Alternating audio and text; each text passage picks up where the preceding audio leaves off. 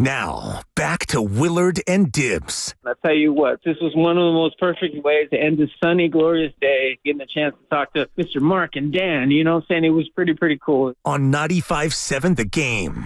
That was the great Sergio Romo talking with Mark Willard and Dan Dibley. Willard off this week, enjoying some vacation time with family in Hawaii. FP Santangelo in. I'm in. My name is Mark Grandi, along with Dan Dibley, of course, here on Willard and Dibs on 95.7 The Game, talking through MLB trade deadline. We're now, 22 and a half hours away from the trade deadline. Tomorrow at 3 o'clock Pacific time. We'll be on the air, of course, 2 to 6 every day here on 95.7 The Game. We'll be on the air when the trade deadline comes and goes. So keep it locked to 95.7 The Game for all your MLB trade deadline talks and drama and news. We've got it here for you on 95.7 The Game. And we will get back to Giants stuff, what they do at the deadline. Are they going to buy? Are they going to sell? Are they going to do some of both? Where's Blake Snell go? What about Matt Chapman? What about some relievers? Doval, Taylor Rogers is the name I've heard thrown around out there. What about your corner outfielders, Yastrzemski and Conforto? We can get to all of that, and we'll take your calls coming up here in just a second. 888-957-9570. But, guys, we have MLB Network on here in the studio, and during the break, you guys were watching a highlight package from the Baltimore Orioles win earlier today. And their catcher, James McCann, in his first at-bat of the game, was hit in the nose with like a 95-mile-an-hour fastball and stayed in the game. He stayed in the game, and he finished catching the rest of the game. And you look at him after the game, he's got a broken nose, it looks like. His nose and his eyes completely swollen up. He stayed in the game and caught a full 9 innings after getting hit in the nose with a fastball. He's got double cotton swabs in both nostrils that are all bloody. My God. So, like, It looks like he just got done fighting Mike Tyson or something. I think I'm getting soft in my old age. Normally, what a badass move. But It's pretty badass, I'm thinking when you get hit in the face with 95 that there can be some like cerebral bleeding. And the fact that he stayed in the game, there's a lot of criticism online for him staying in the game. He's a badass. Baseball players don't get enough recognition for being tough. It's usually hockey players and football players, but most baseball players are tough. And that goes back to the whole Buck Showalter. I guarantee you James McCann played high school football. As a football player. Guarantee. We can look it up. He played high school football. But, man, he looks like Rocky in Rocky 1. Like at the end where he's like, Mick, cut me. I can't see. Cut me, Mick. He looks like, I just watched that the other day. By the way, that's such a good movie. I haven't seen it in like 10 years. Yeah, it stands up. It's really good. It's good. It's beyond the boxing part of it, just a good character story. But from McCann, you take fastball in the face, and, if you're okay to play, keep playing, kid. Rub some dirt on it. And he did. And he stood up, and his nose was absolutely gushing, and he took his base. If that were like Little League, high school, or maybe even college, somebody would lose their job. For sure. For him staying. Oh, no doubt. The parents on Facebook would go nuts. Like, what are you doing with my son? He got hit in the face. And there's something to that, man. I hope he's okay. It wasn't like he got grazed. There was some people saying he should have got up and pumped his fist 3 times and said, fight, fight, fight, after he got hit in the face. Oh, God. Taking it to that level. But that is a badass move. I can't deny that. But I'm just wondering, like, you're catching with one eye, dude. Yeah, I don't know how. Catching with one eye, you're hitting with one eye. I don't know if there's internal bleeding there. Like, hitting a baseball is hard enough with 2 eyes. Doing it with 1 eye and a broken nose seems incredibly difficult. And then, there could be broken bones, broken facial bones, broken skull. Like, you never know what could go on with a 95-mile-an-hour fastball hits you in that spot. You could have damage to your eye, like legitimate damage, more than just it's swelling up on you. You could be concussed. I'm sure they ran him through a couple of quick tests in the dugout between innings, but staying in and playing 9, there was the moment earlier in the season where Patrick Bailey took a foul ball off his face mask or whatever. He stayed in the game for another couple of innings. Then he started feeling the effects of the concussion. And you see that sometimes where a guy takes a blow and then stays in for an inning, then he gets pulled out later. He finished the game. 9 full innings he caught after getting hit in the nose. Yeah, got a hit, too, later in the game. He wound up going 1 for 3. And he drove in a run with that pitch hit him in the face. Bases were loaded, part of the 4-run first. It's the toughest RBI ever. Really tough. But to be able to get back in the box and deliver with the hit, and Yeah, you're right, FP. I mean, forget just playing left field after that happens. You got to put the mask on. And, yeah, you're catching with, I'm sure you could see out of both his eyes, but the amount of pain that he was in, for sure. There's concussion protocol. So I'm sure that was applied multiple times over multiple innings. There's certain questions that trainers ask the player, and if they answer them correctly or incorrectly, they're either in the game or out of the game. Yeah, wild. I'm sure he answered them all correctly because, boy, if you get a chance when you get home, look at the pictures of it. Oof. Yeah. Oof. He looks like he got hit in the face with a 95-mile-an-hour fastball. Yeah, it checks out. It's a glancing blow. Just got his Just ear. but a flesh wound. Just got his ear. Exactly. All right, 888-957-9570. Tomorrow is the MLB trade deadline, and we're breaking down every angle of it here on Willard and Dibs. FP and Mark Grandi in for Willard, along with Dan Dibley here on 95.7 The Game. Let's go back out to the phone lines. What should the Giants do? What should Farhan do? Is Farhan fighting for his life? Does that mean he's a little more willing, perhaps, to take a big swing and try to get a big fish in here? Or are the Giants going to do what they've done for the vast majority of their deadlines? Maybe a move or two on the margins, but they're relatively just going to stand pat. 888-957-9570. Up next is Richie in Queens. What's up, Richie? You're on 95.7 The Game. How you doing? Hey, guys. How are you? We're doing well, Richie. What should the Giants do tomorrow? Well, I'll tell you, they're on the fence at this point. By the way, getting back to McCann, I think he played a little hockey. That's what hockey players do. I mean, I'm shocked that they let him stay in. He's a catcher. His eyes are blackened. You don't know what I'm really amazed at that. I go watching for 70 years. I don't think I've ever seen something like that. What if he took a foul tip off his face after that? Like, what if he got a straight foul back in his mask? That would hurt. Yeah. Yeah, they say how soft the baseball players are. Well, he just proved the point and said, hey, I got hit with a fastball 95 and I'm still in the game. God bless him. I hope he's okay. Hey, look, I tried to call this morning. I'm on the fence here and so is Farhan, because, his job's in jeopardy at this point. And when you look at their staff right now, potentially they have the best 5 starters in baseball. They really do. If Webb all of a sudden went from a 1 to a 3 if he's going to be behind these two guys, and Webb is taking a step back. But Harrison's playing great as a 5, and Birdsong looks like a real top pitcher. So you've got Robbie Ray and Snell and Webb. They're 4 games out. I guess maybe they were talking to guys this morning. We're talking about maybe getting Guerrero.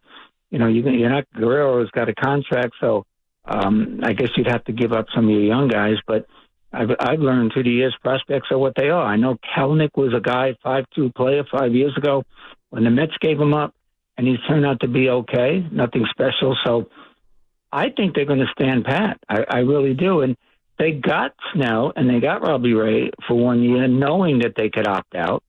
So at this point, to just start selling when 4 games with 58 to go, and in a week you could pick up 3 games, and all of a sudden you went out. I think they're going to stand pat at this point. I'd like to get another bat.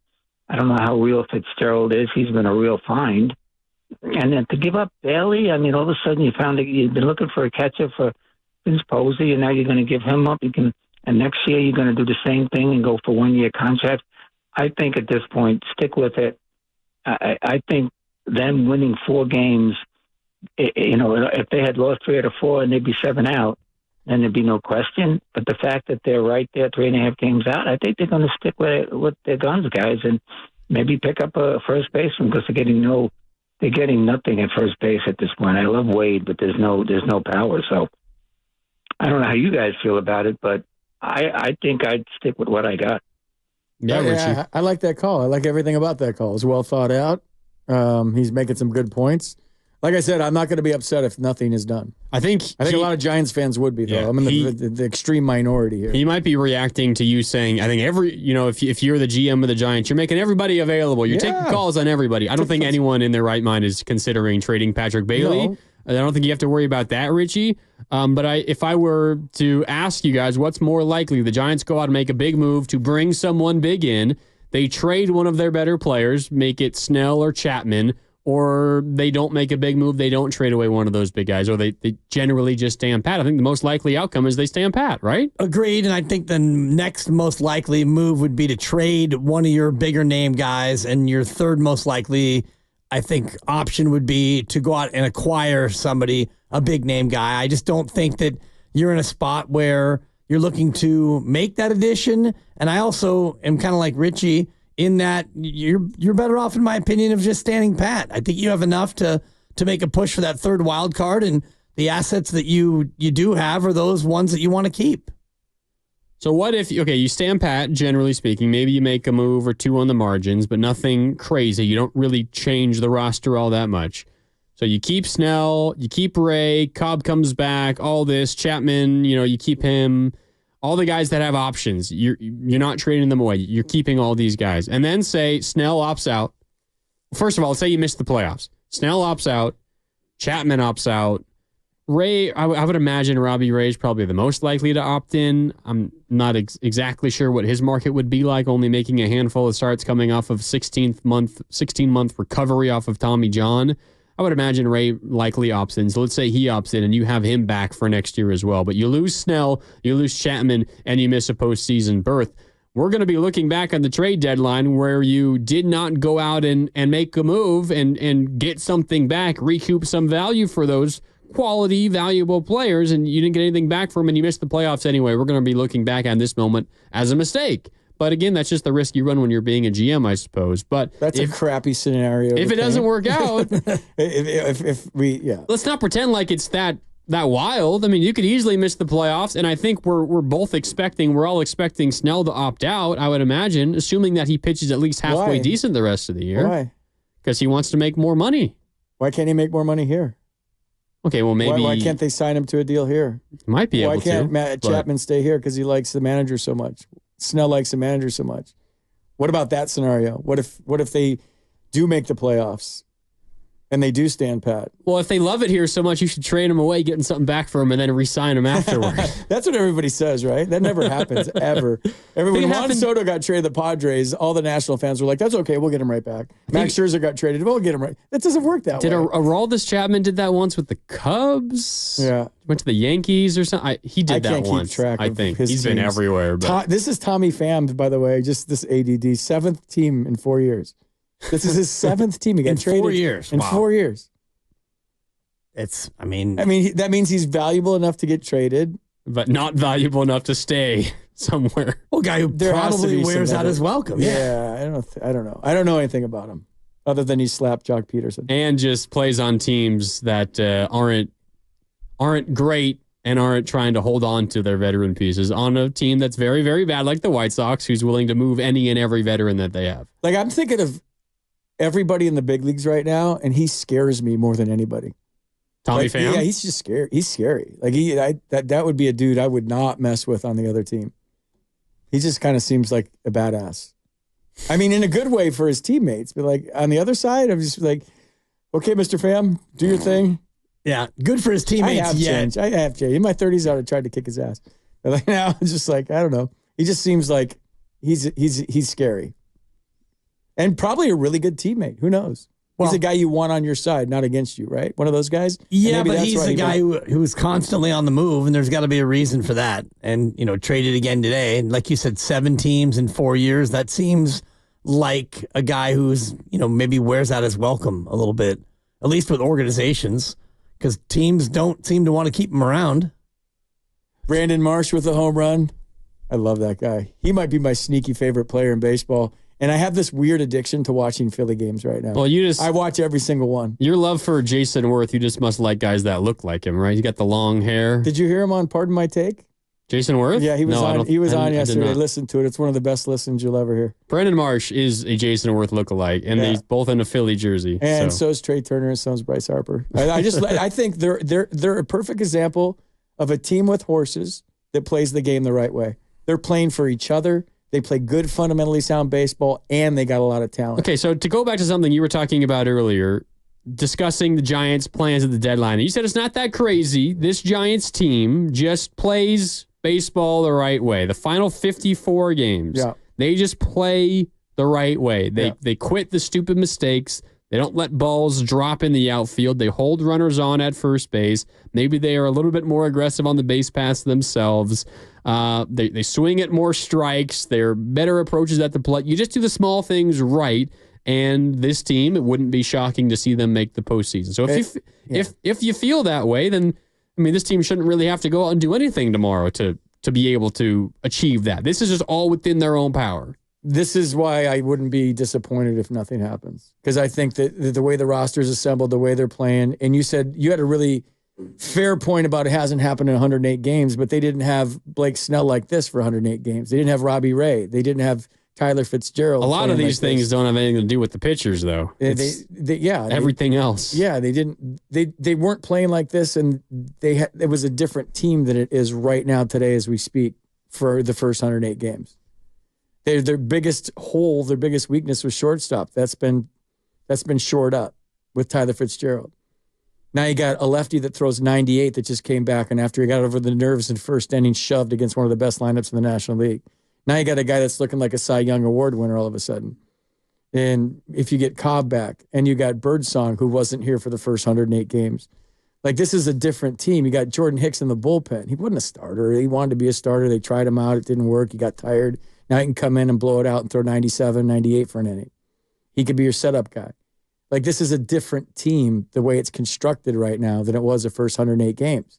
So you already have some acquisitions with Fitzgerald at shortstop, with Ray, with Cobb coming back, with Hicks going to the bullpen. This is a different ball club than it was the first 108 games. That's why I think if they just play good baseball, they're going to be flirting with that third spot in October, and I wouldn't be shocked if they make the playoffs. Yeah, 85 wins and I know you can only worry about tomorrow and try to go 1-0 tomorrow and all the rest of the FP-isms, but when you look at it from a bigger picture, you could see 32-22 if they do the things that you're talking about, just play better baseball. The team right now, the roster looks better than it did in April, and you've figured some things out. Shortstop is a great example where you've got a guy now who you can put out there, guy who's hitting a ton, and he can be your shortstop. You don't have to worry about that anymore. I want that jolt, though, to walk into the room. I think that would be cool. They need a jolt. So, yeah, okay. That would be cool. I don't care how it happens, but like to Ned Coletti's point when he was on the show earlier, that does we were in the wild card in Montreal one year. We were one game back, and we thought we were going to do something at the trade deadline, and we didn't. And there was a lot of dejected faces in the clubhouse because we didn't. We just like, oh, we must not care. We're not trying. And if you don't do anything, that can leave a certain taste. So I think it would be cool. I think if they stand pat with the roster, they still have a chance. But it would be cool for the guys, not for us as fans, but for the guys to have somebody walk in that door that you're like, oh, we're trying. Okay, let's go. Giddy up. I guess you could kind of interpret it in a couple of different ways, though, and maybe it's how the team feels about themselves in this moment. But if you don't go out and make a move, isn't that also kind of a vote of confidence? Like we believe in the guys we got right now, that you're good enough to go out and get us into the postseason? Yeah, I think they're fine as is. You hear the quotes right now from Alex Cobb and Sean Jelly. And Chapman yesterday, we're good enough. We're good enough. They believe it. They wouldn't be saying that out loud, and they're not trying to speak it into existence. They literally believe that because they're seeing how they're playing. They're looking around the room, and they all know how valuable pitching is. And all of a sudden, they got pitching. They just got pitching. They had two lefties to throw 98. Like those don't grow on trees. They got number 1 in the Cy Young last year. They got a former Cy Young, and they got a guy that finished number 2 in the Cy Young last year. Those are their 3 starters in a 5-game series. So good luck. And then now you got a guy plus Alex Cobb coming back, who was an all-star last year. So, I mean, Kyle Harrison, who's pitching really well. It just depends on your perspective of things. I'm not trying to be a homer or paint some kind of picture that ain't there, but this isn't a bad team. This isn't right now as we speak. There were times this year I was like, oof, oof, oof. I mean, that's the Dodger series just a week ago. Oof. Even some things that were happening in Colorado, but not that they swept is great. That they have that relaxed, confident feeling now is great. But it's a different team. It's a different team. It's a different vibe. This starting rotation isn't an opener. It was yesterday because they moved Hicks to the bullpen, but that's not how it's going to be. You got some horses now. You're going to be in every game with horses, as long as you catch a ball behind them, which I don't think that's asking a lot. They've won 4 games in a row before. This is their 3rd 4-game winning streak of the season. They haven't ever won 5 in a row. Do you think the vibe is better than it's been at any point this season? They wouldn't be saying the things they're saying publicly if it wasn't. And, when you're in a clubhouse long enough, you know that it doesn't matter who you beat. It's just that you're celebrating. And it gets to be like an addictive thing.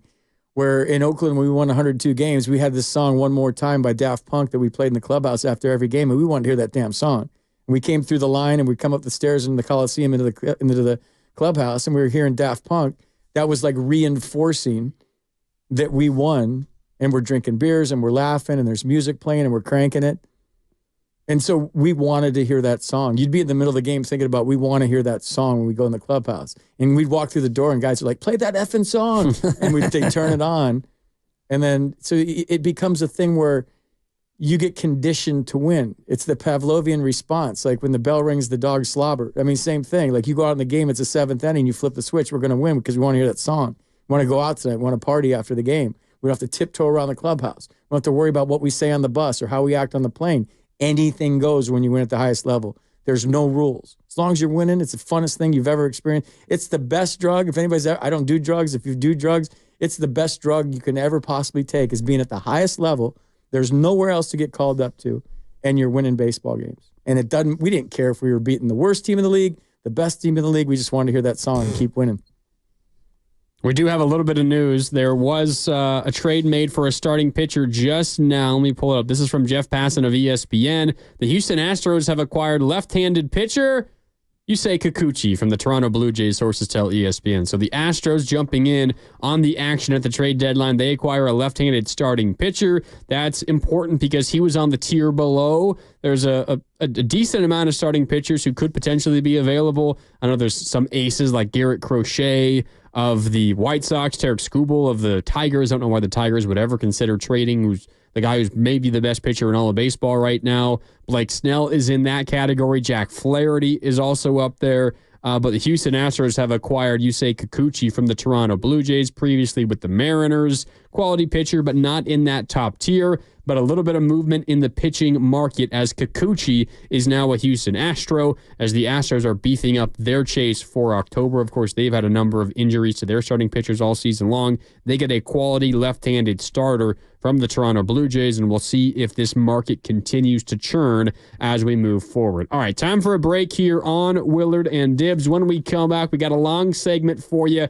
Coming up, we'll dive more into everything Giants related. Josh in San Francisco, I see you on hold. We're coming to you on the other side. We're presented by Fremont Bank, celebrating 60 years of full-service banking with no compromises. More Willard and Dibs with FP and Grandi alongside Dibs here on 95.7 The Game. But first, let me tell you a little secret here. It's a secret about weight loss and the fact that I've lost 25 pounds over the last couple of months, and I've done it thanks to the great program at Abundant Life Weight Loss. You can find out more at AbundantLifeWeightLoss.com. The secret is how you lose up to a pound of fat every day, and you don't need to worry about injections or drugs. There's no surgery. There's no counting points or calories, no prepackaged meals either, and you don't even really need to exercise on this program. It's a doctor-supported plan that makes perfect sense. You give us a call for a free consultation. It's 925-854-5140. The call is free, and you'll get nice consultation, and you'll get to see the information that goes in to this wonderful diet. Many people lose between 20 and 30 pounds in the first month or two, and you can get up on board and be a part of this plan. Now is the time for you to change your body and change your life. 925-854-5140 or go online to AbundantLifeWeightLoss.com.